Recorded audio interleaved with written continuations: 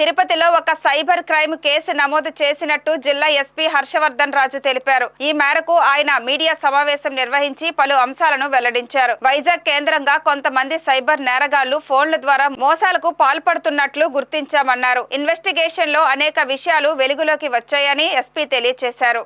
తిరుపతికి చెందిన ఓ మహిళకు కొందరు దుండగులు వాట్సాప్ కాల్ చేసి ఢిల్లీ సిబిఐ అధికారులమంటూ 200 కోట్ల రూపాయలు మనీ లాండరింగ్ జరిగినట్టు ఆమెను భయపెట్టారు. ఆ మహిళకు చెందిన బ్యాంక్ అకౌంట్ ను చట్ట వ్యతిరేక కార్యకలాపాలకు వినియోగించినట్లు చెప్పి ఆమెను భయపెట్టి ఆమె నుండి 2.5 కోట్ల రూపాయలు తీసుకున్నారు. డబ్బులు తీసుకెళ్లాక ఫోన్ కాల్ రాకపోవడంతో మహిళకు అనుమానం వచ్చి తిరుపతి పోలీసులను ఆశ్రయించడంతో పోలీసులు ఆమె చెప్పిన వివరాల మేరకు కేసు నమోదు చేసినట్టు ఎస్పీ తెలిపారు. అరెస్ట్ చేయడం జరిగింది. అంటే యాక్చువల్గా ఈ కేసు మనకు 11th అట్లా రిపోర్ట్ అయింది మనకు తిరుపతిలో. దాంట్లో ఏంటంటే ఒక కంప్లైనెంట్ ఎవరైతే ఉన్నారో ఆవిడికి మీరు మనీ లాండరింగ్ ఒక 200 crores మనీ లాండరింగ్ కేసులో మీ అకౌంట్స్ కూడా ఇన్వాల్వ్ అయినాయి కాబట్టి మిమ్మల్ని మేము అరెస్ట్ చేయాల్సి వస్తే అని చెప్పి ఆమెకి వాట్సాప్ కాల్ రావడం, సబ్సిక్వెంట్గా ఆవిడ నుంచి ఒక 10 days స్పాన్లో ఒక ఆవిడికి సంబంధించిన ఒక 7 డెబిట్ అకౌంట్స్ నుంచి ఒక 12 అకౌంట్స్కి దాదాపు 2.5 crores ఆవిడ నుంచి వాళ్ళందరూ కూడా వాళ్ళు తీసుకోవడం జరిగింది.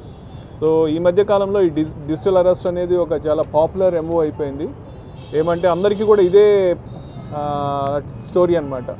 మీది పలానా మనీ లాండరింగ్ కేసులో మీ నేమ్స్ ఉన్నాయో, లేకపోతే మీ నేమ్ మీద పార్సిల్ వచ్చింది, దాంట్లో డ్రగ్స్ ఉన్నాయి, ఫేక్ పాస్పోర్ట్స్ ఉన్నాయి అని చెప్పి మేము ముంబై సైబర్ క్రైమ్లో మీ మీద కేసు రిజిస్టర్ అయింది అని చెప్పి ముంబై క్రైమ్ టీం మాట్లాడినట్టు, తర్వాత సిబిఐ మాట్లాడినట్టు, తర్వాత ఆర్బీఐ మాట్లాడినట్లు ఇట్లా ఒక విక్టిమ్ని వాళ్ళు చోజ్ చేసుకొని వాళ్ళని ఎక్కడ బయటికి పోనీయకుండా మిమ్మల్ని డిజిటల్గా అరెస్ట్ చేస్తామని చెప్పి వాళ్ళని ఒక ఫియర్లోకి నెట్టేసి వాళ్ళ దగ్గర బాగా హ్యూజ్ అమౌంట్స్లో అమౌంట్ అంతా కూడా తీసుకోవడం జరుగుతూ ఉంది. చాలా పాపులర్ ఎంఓ అయింది.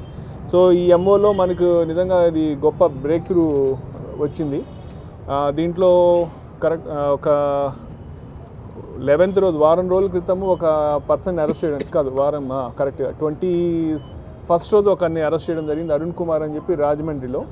సో అతన్ని పట్టుకున్న తర్వాత అతని కన్ఫెషన్ బేస్ చేసుకొని మన వాళ్ళు టెక్నికల్గా అనాలిసిస్ చేసి ఫర్దర్ లీడ్స్ మీద నిన్న మనం వైజాగ్లో మిగతా 6గురిని అరెస్ట్ చేసి వాళ్ళ దగ్గర కొంత అమౌంట్ కూడా మనం సీజ్ చేసాం. ఆ డీటెయిల్స్ అన్నీ కూడా చెప్తాను.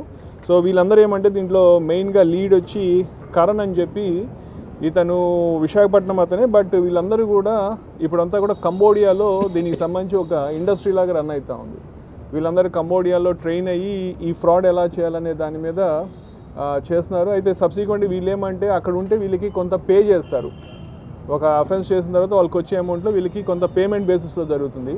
వీళ్ళు ఏంటంటే మనం ఎందుకు పేమెంట్ బేసిస్ మీద చేయాలా, మనమే ఇండిపెండెంట్గా చేస్తే బాగుండు కదా అన్న ఒక ఇదితోటి వైజాగ్లో ఉండి వైజాగ్లో బేస్ అయ్యి ఈ అఫెన్స్ చేయడం జరిగింది.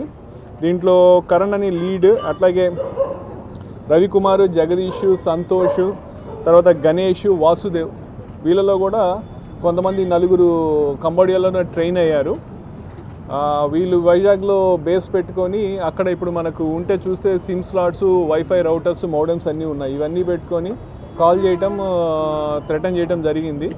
సో ఈ ప్రాసెస్లో Tirupati police and especially cyber crime కావచ్చు, ఇన్స్పెక్టర్ వెస్ట్ కావచ్చు, అడిషనల్ ఎస్పీ అడ్మిన్ ఎల్ఎండ్ఓ వీళ్ళందరూ కూడా కంటిన్యూస్గా దీని మీద ఎఫర్ట్స్ పెట్టి దీంట్లో ఉన్న అందరి ముద్దాయిల్ని కూడా మ్యాక్సిమం అరెస్ట్ చేసి ఇంకొక 2 ముద్దాయిల మటుకు వాళ్ళు ఇంకా కంబోడియాలోనే ఉన్నారు.